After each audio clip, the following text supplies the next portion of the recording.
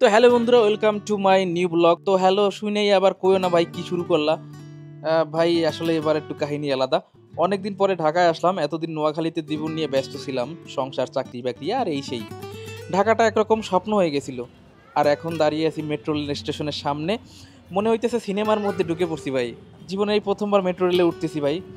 আমি জানি এই মেট্রো রেলে অনেক ব্লগাররা উঠে গেছে অলরেডি অনেক আগে, মানে মেট্রো রেল হওয়ার সাথে সাথে, কিন্তু ভাই আমার তেমন একটা ঢাকা আসা হয়নি। এরপর লাস্ট যখন আমি ঢাকা ছাড়ছি তখন ভাই মেট্রো রেল ছিল পোস্টারে আলোচনায়, আর এখন সেই পোস্টারের মধ্যে আমি ঢুকে পড়ছি।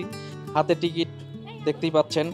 বাংলাদেশে এরকম একটা অদ্ভুত জিনিস আসবে এটা কল্পনাতীত ছিল, যেটা আসলে মানুষের জীবনযাত্রাকে অনেক সহজ করে দিয়েছে, বিশেষ করে ঢাকা সিটির।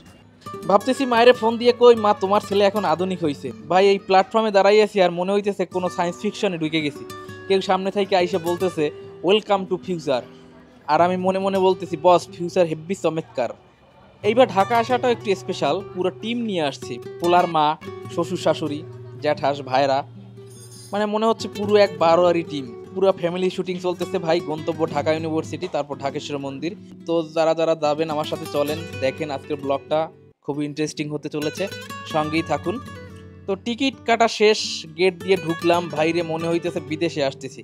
এমন ঝকঝকে লাইটিং, এমন সিস্টেম, মনে হইতেছে যেন এয়ারপোর্টে ঢুকছি। কিন্তু হ্যাঁ, আধুনিকতার শুরুতেই ধরা। খুব সাবধানে ট্রেনে তো উঠলাম, বসেও পড়লাম, মনে মনে বলতেছি এই হইলো লাইভ। হঠাৎ খেয়াল হইলো ভাই ভুল ট্রেনে উঠছি, মানে অন্যদিকে ট্রেনে। এক স্টেশনে গিয়ে আবার ফিরতি ট্রেনে, পুরো সিনেমাটিক সিন। আমার মেট্রো রেলের অভিজ্ঞতার নাম হইতে পারতো মেট্রোতে হারিয়ে যাওয়া। ঠিকঠাক গন্তব্যে পৌঁছে গেছি, এবার অটো ধরে ঢাকেশ্বরীর দিকে। চারপাশে সবকিছু দেখে একটা অদ্ভুত শান্তি লাগছে।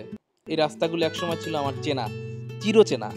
আজ আবার নতুন করে দেখছি। আগে আসতাম বন্ধুদের সাথে, আর আজ আসছি প্রথমবারের মতো পরিবার নিয়ে। মন্দিরে ঢুকতে সেই পুরনো গন্ধটা নাকে লাগলো, আগরবাতি, ঘন্টা আর শান্তির একটা ফিল। চুপচাপ দাঁড়িয়ে প্রার্থনা করতেছি, ভগবানের কাছে বললাম ভগবান মনে আছে তো, একদিন বলছিলাম বউ নিয়ে আসবো, আজ সেই কথা রাখছি। অন্তরে খুব শান্তি লাগতেছে। হ্যাঁ?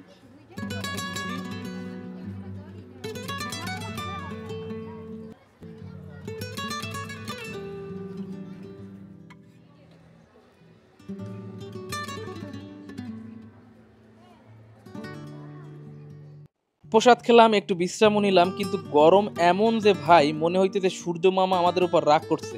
খালি পায়ে অবস্থা পুরো হালুয়া টাইট। মনে মনে ভাবতেছি এইবার সফরে ফ্রি ফুড, ফ্রি হিটিং আর ফ্রি হাঁটার এক্সারসাইজ সব একসাথে।